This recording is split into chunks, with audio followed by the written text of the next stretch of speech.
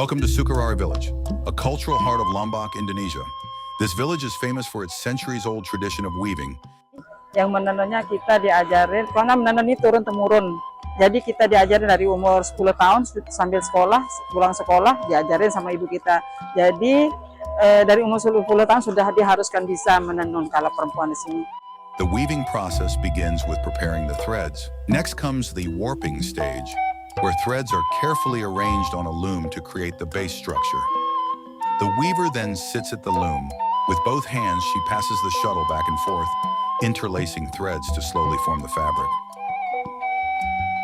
Each motif has its own story, symbolizing nature, harmony, or spirituality. Some designs take weeks, even months, to complete. In Sukarare, visitors can experience weaving themselves.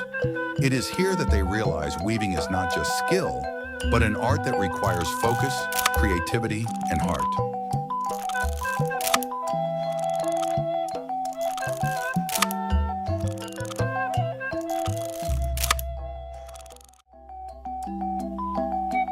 Sad Village is home to the Sasak people in Lombok, who have preserved their traditions for over 500 years.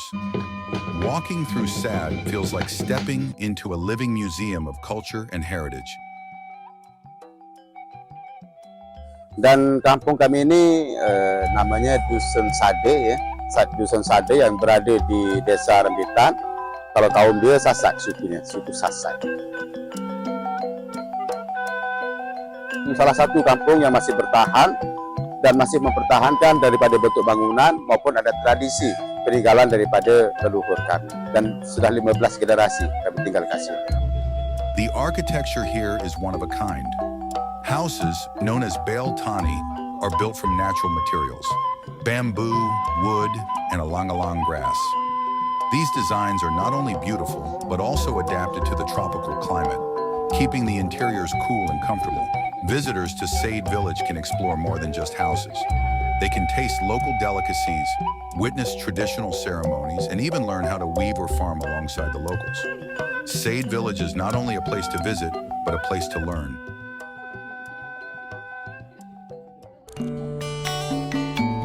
In the northern hills of Lombok stands Masjid Kuno Bayan, the island's first mosque. Built in the 15th century, it has carried the story of Islam's arrival for over 400 years. Jadi di masjid ini orangnya bisa dari penghulu dan kiai sekitaran 44 orang bisa menampung.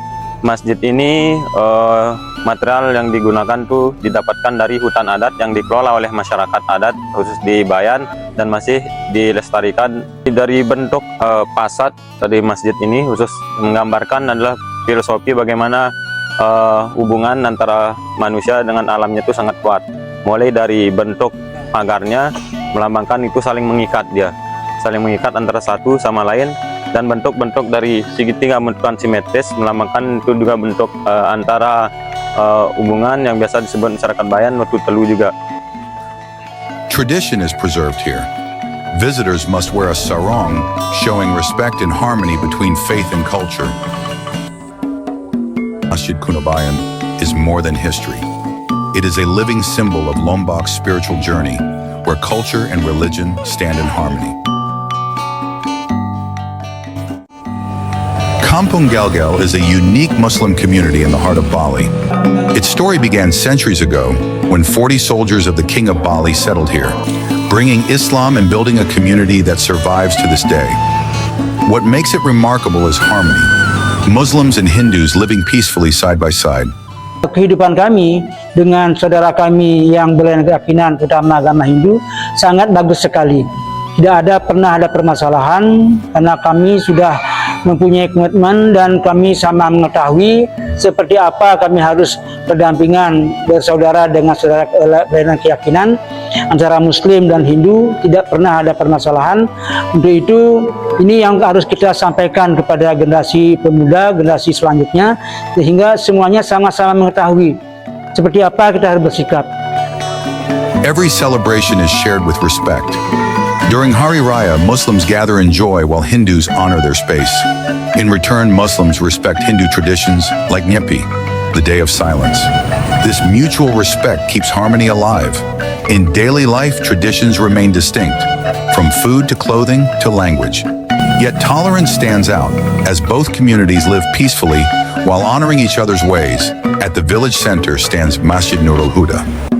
Its pulpit and ornaments feature Balinese carvings, symbolizing friendship between Muslims and Hindus, proof that faith and culture can unite in beauty. Kampung Galgol and Masjid Nurul Huda are more than places on a map. They are symbols of coexistence, where two faiths preserve their traditions while living together in peace.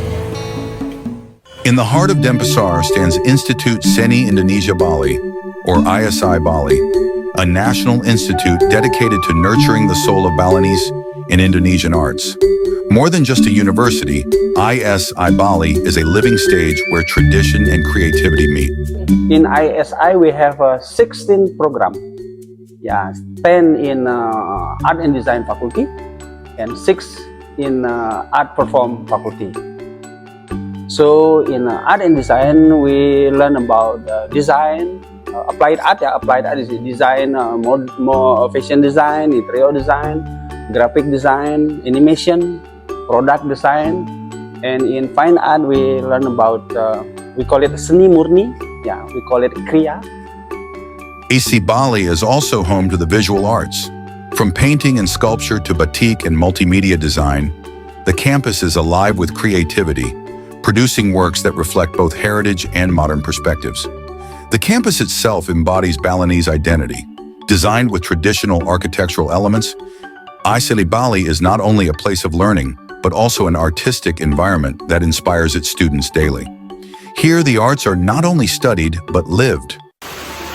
Located in Gianyar, Bali, UC Silver Gold is more than a jewelry store. It is a world of craftsmanship, where Balinese silversmithing heritage meets modern creativity. Bali is famous for its silversmiths, and here at UC Silver, the tradition is alive. Every piece of jewelry is handcrafted with patience and skill. Ini inspirasi desainnya ini ada motif modern juga diperpadukan sama motif Bali. Untuk material peraknya diambil langsung dari Indonesia, ya. Namanya itu pulaunya Borneo Island. The process begins with melting pure silver, which is then shaped into fine wires or sheets. Craftsmen carefully cut, bend, and carve the silver before soldering intricate details together. Finally, each piece is polished to perfection, transforming raw metal into wearable art. In Bali, wood carving is more than craft. It is culture and belief carved into wood. Motifs often come from nature. Some hold deep meaning, like Karang Boma, a guardian of temple gates. Secara umum, ukiran juga ada beberapa hierarkinya. Misalnya untuk pura atau temple ada motif-motif tertentu yang bisa digunakan. Saya kira ornamen atau ukiran itu sangat penting gitu ya. Karena jadi bukan hanya sekedar ragam hias atau sekedar elemen estetika, tapi dia juga punya atau bisa menyampaikan pesan-pesan yang penting yang umum ketahui, misalnya di Borobudur gitu. Ya itu kan relief ukiran itu menyampaikan perjalanan sejarah. Interest in wood carving remains strong. Different woods serve different purposes. Teak for strength, jackfruit for statues, sandalwood and champaka for sacred pieces. The process takes time. A single door may need 8 months to a year. Almost all is done by hand, giving each piece a unique soul. Carving is more than decoration. It records history, daily life, and faith, preserving stories for generations. In Bali, stone carving is more than an art. It is a living heritage. Since the 9th century, artisans have transformed volcanic stone into statues, temple ornaments, and reliefs that carry the island's history and spirituality. Kita di sini menganut sistem budaya gitu. Ukiran itu, seni itu dipakai oleh lokal, sekarang lewat ke mancanegara untuk diekspor ke sana. ukir-ukiran apa yang dia perlukan. Seperti itulah dia sekarang. Motifs often feature mythological figures, guardians, and natural forms, symbols of protection and devotion, deeply tied to Balinese Hindu belief. Volcanic sandstone was once the main medium, though limestone is now used as a cheaper alternative. Despite its beauty, the craft faces challenges. Fewer young people are continuing the tradition, and mass production threatens authenticity.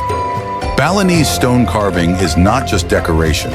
It is a cultural legacy, a spiritual identity carved in stone, preserved for future generations.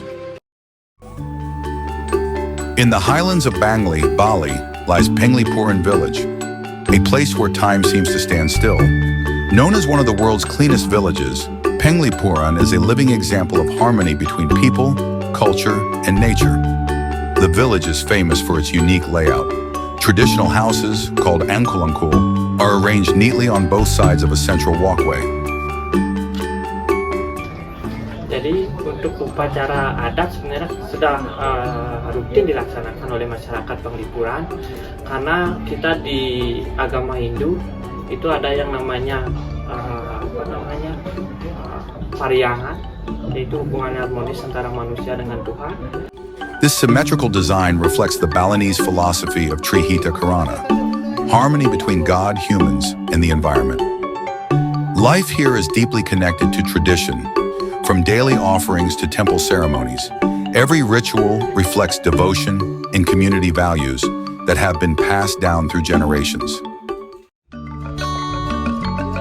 Museum Bali holds treasures that showcase the island's heritage. Many of the artifacts here were royal gifts, making the museum itself part of Bali's history. One of the most striking collections is the Sili. These stylized female figures symbolize fertility, abundance, and protection. The museum also preserves ancient coins, many from China and Japan, once used for trade, rituals, and offerings. There's several collection here by donated to, and also several by commission too. The role is using from around of Bali, especially our building is present from the king of the region in Bali. Like this one is from Buleleng, the king of the Buleleng region, and the last one is from Tabanan's kingdom. Museum Bali is more than a gallery of objects. It is a living record of gifts, traditions, and symbols, preserving the spirit of Balinese culture for generations to come.